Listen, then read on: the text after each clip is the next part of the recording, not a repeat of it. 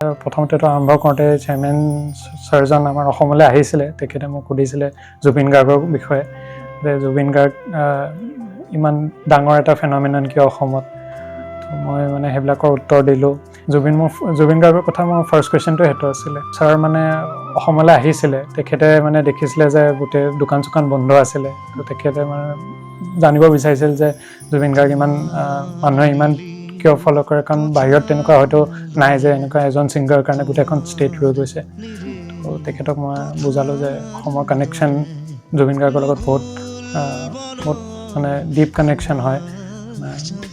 তো সেইবিলাক কথাৰ ৰিলেটেডে ডিছকাশ্যন চেয়াৰমেনৰ লগত বিগিনিঙত হৈছিলে। তাৰপিছত মোৰ মানে প্ৰায় অসমৰ কথাই সুধিছে, তাৰপিছত অসমৰ হিষ্ট্ৰীৰ কথা সুধিছে, আহোম হিষ্ট্ৰীৰ কথা সুধিছে, তাৰপিছত লাচিত বৰফুকনৰ কথা সুধিছে। তো ইণ্টাৰভিউটো মৰলেছ মোৰ গুড এক্সপিৰিয়েঞ্চে আছিলে। অসম ৰিলেটেড মোৰ মষ্টলি ৰুৰেল ছাৰ্ভিচৰ কথা সুধিছে, ৰুৰেলত কিয় ডক্টৰ আজিকালি ৰুৰেল ছাৰ্ভিচ কৰিব নিবিচাৰে, ধৰি লওক তেনেকুৱা ধৰণৰ কুৱেশ্যন। মোৰ মেডিকেল বেকগ্ৰাউণ্ডৰ পৰা সুধিছে, অপশ্যনেলৰ পৰা সুধিছে, হবি এইবিলাকৰ পৰা সুধিছে।